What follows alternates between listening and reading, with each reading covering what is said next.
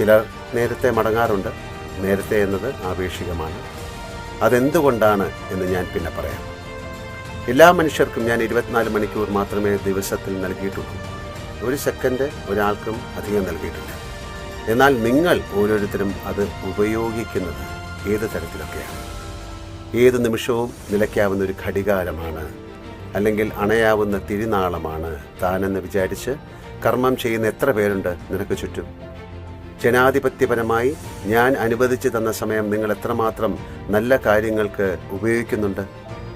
പരദൂഷണം പറയാൻ, മറ്റുള്ളവരുടെ കാര്യങ്ങളിൽ കയറി ഇടപെടാൻ, എല്ലാ കാര്യങ്ങളും അഭിപ്രായം പറയാൻ, മതം, ജാതി, വർഗം, വർണ്ണം, ദേശമെന്ന് സ്വയം വേർതിരിഞ്ഞ് തമ്മിൽ തല്ലാൻ, കേസുകൾ കൊടുക്കാൻ, കുറ്റകൃത്യങ്ങൾ ആസൂത്രണം ചെയ്യാൻ, ജയിലിൽ കിടക്കാൻ എന്ന് വേണ്ട എത്ര കാര്യങ്ങൾക്കാണ് നിങ്ങളൊരാവശ്യമില്ലാതെ സമയം ചെലവഴിക്കുന്നത്.